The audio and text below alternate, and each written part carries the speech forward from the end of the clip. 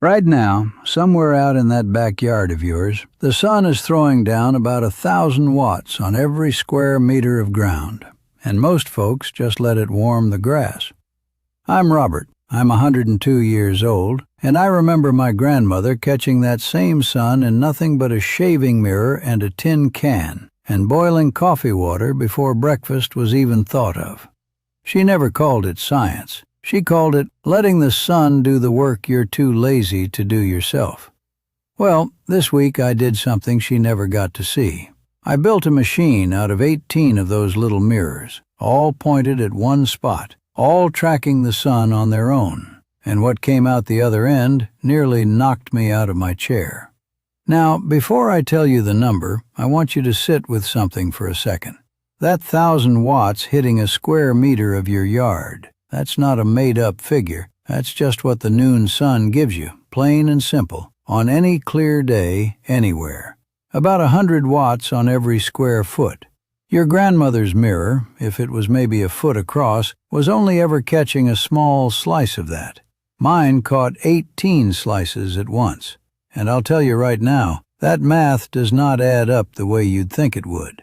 Because when you gather that much light, you don't just get 18 small, warm spots. You get one very small, very angry spot of heat that behaves like something out of a blacksmith's dream. I've read, and I don't remember exactly where, some fella online, I think, about the big commercial versions of this. The industrial solar furnaces they build over in Europe. One of them's for a metal recycling outfit in Switzerland. And that thing gets its focal point up over 2,000 degrees Celsius, hot enough to melt steel, titanium too. No fire, no gas line, nothing but mirrors and the sun. And there's a fella, I believe his name was Nighthawk something, one of these internet builders, real clever with tools, who built a big sun-tracking mirror rig of his own a while back. Said he got inspired by NASA's setup. Now, I don't have NASA's budget. I don't think anybody watching this does either. But I had 18 mirrors, some scrap wood, a bucket, and about 3 weeks of my grandson rolling his eyes at me in the garage. Here's the thing about mirrors, though, and this took me a minute to understand myself, even at my age, even having seen a version of this as a boy. One mirror by itself, even a big one, only ever gives you that same flat number. That same 1,000 watts per square meter, spread thin. It's like trying to light a fire with one match. But you take 18 little matches and you put every single flame at the exact same point. Now you've got something. And that's really the whole secret right there, before I even get into how we built it.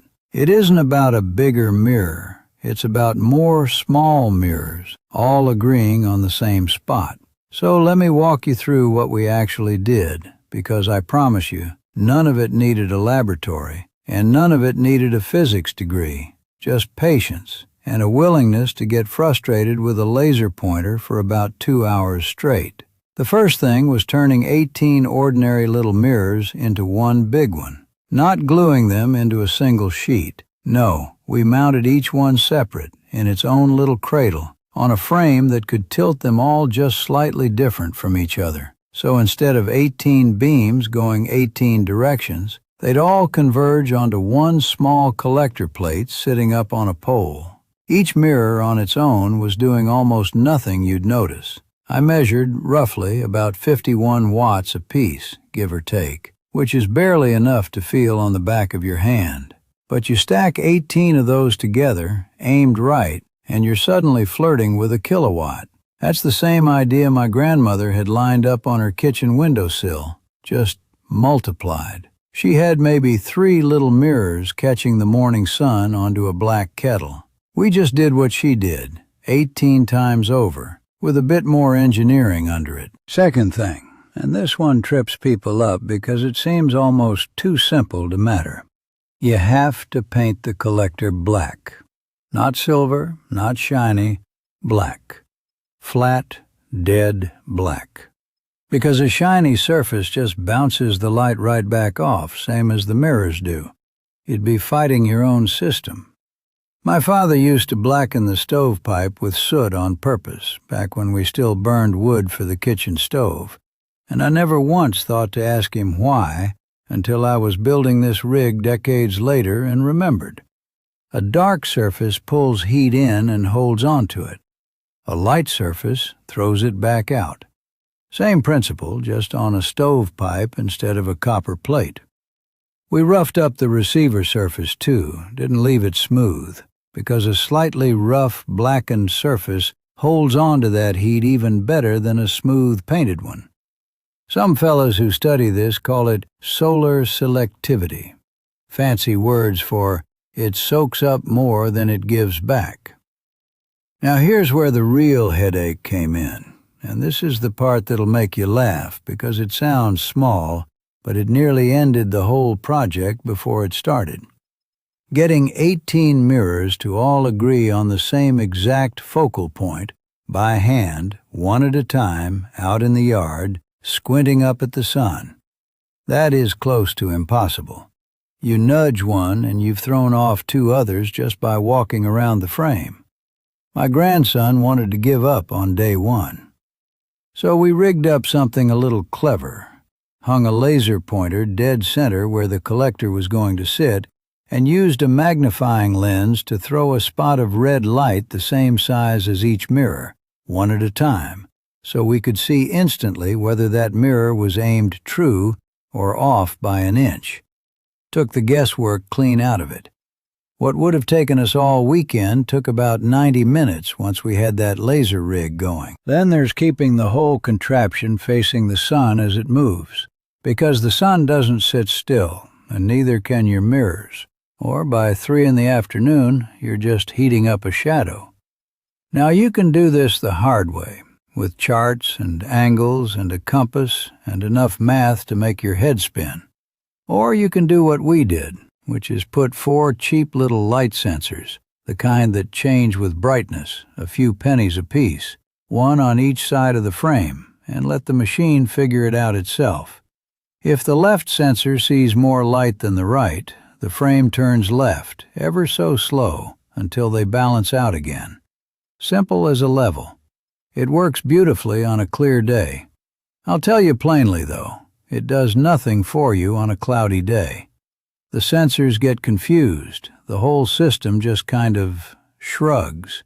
There's no chart, no algorithm, nothing that fixes that. You need clear sky, plain and simple, or don't bother turning it on. We ran into one more little snag with those sensors, though. They'd get fooled by light coming in sideways, off at an angle, and the frame would twitch and hunt around instead of settling down. So my grandson printed up these little shade collars for each sensor, hoods really, like the brim of a hat, so each one could only see straight ahead, nothing from the sides. That fixed the twitching almost entirely. Small fix, but without it, the whole tracking system was jittery as a nervous cat. And then, this is the change that made the biggest difference of anything we did, and it came late, almost as an afterthought. We had originally built in a second little mirror, a middleman, that was supposed to catch the light from all 18 big mirrors and bounce it down onto the collector plate below. Seemed sensible enough on paper. Problem was, that little secondary mirror was sitting right in the hottest part of the whole system, taking the same beating as the collector itself. We're talking several hundred degrees at that point, and nothing we had on hand was built to survive that kind of heat sitting in one place, day after day, without warping or clouding over. So we just took it out, moved the collector plate itself right up into the focal point, no middleman required. Simplified the whole rig and solved a heat problem we hadn't even fully understood we had. So after all that, the mirrors, the paint, the laser alignment, the sensors, the little hoods, pulling that second mirror back out, we finally did the test that actually matters. Filled a bucket with 20 liters of water. Started it at 22.5 degrees Celsius. Just about room temperature, nothing special. Set the whole rig up, let it track, let it focus, and left it be for 32 minutes. 44.2 degrees. That's where the water sat when we checked it. Now I had to sit down with a pencil for that one, because that number by itself doesn't tell you much.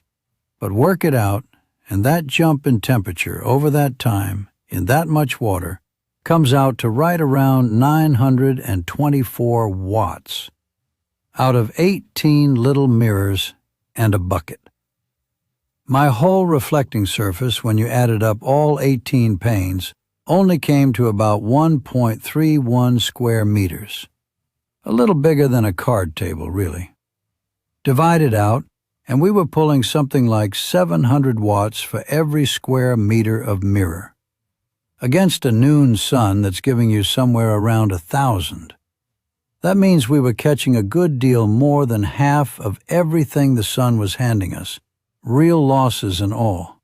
The wobble in the tracking, the imperfect paint, the heat just leaking off into the air. I sat there looking at that thermometer for a good long while before I trusted it. I'll tell you honestly, some of what's out there on the internet about these things gets stretched a little thin. I saw one fella's rig heated things up hot enough to nearly melt aluminum, which is no small thing, but it couldn't touch brass, not even close. And you'll see folks talk like a backyard mirror rig is one step off from a blacksmith's forge. It isn't. Not without a lot more mirrors and a lot more patience than 18 panes and a bucket. What we built is real and it's honest, and 924 watts is nothing to sneeze at. But it is heat, plain heat, sitting in a bucket of water. If you wanted that to run your porch light, you'd need a whole separate rig on top of it, some kind of steam engine or turbine to turn that heat into electricity. Because this setup, as it stands, doesn't make one spark of power on its own. It just makes things hot. Very hot, mind you. But hot is all it does. And I'd be careful, if you're thinking of building your own, about the wind. Our frame's a good deal of weight up top, once you've got the collector and all 18 mirrors mounted, and if that weight ever gets ahead of the pivot point in a stiff breeze, the whole thing wants to tip right over. We learned that one the hard way. Lost a mirror to a gust before we got the base weighted down properly. And those little printed hoods on the sensors, and some of the smaller printed brackets holding things together, plastic doesn't love sitting that close to that kind of heat, day after day, for years on end. Fine for a season, maybe two, but I wouldn't call it a permanent fixture the way my grandmother's cast iron kettle was. If you're building something you want to still be standing in 10 years, you'll want metal fittings anywhere near that focal point, not printed plastic. There's a little joke in all this, too, if you want to hear it. Simple, free, well, the mirrors weren't free, but close enough, and it works. 3 good reasons nobody's exactly rushing to put it on a store shelf. Nobody makes much money selling you a bucket and some old truck mirrors. Anyway, let's not go down that road too far. I've got water to boil for coffee. What surprised me most, honestly, wasn't the number on the thermometer. It was how ordinary the whole thing felt to build. 18 mirrors is not some rare material. Half of them came from an old dresser and a broken medicine cabinet somebody was throwing out down the road. The frame's just wood and some hinges. The tracking sensors cost less than a good breakfast at the diner.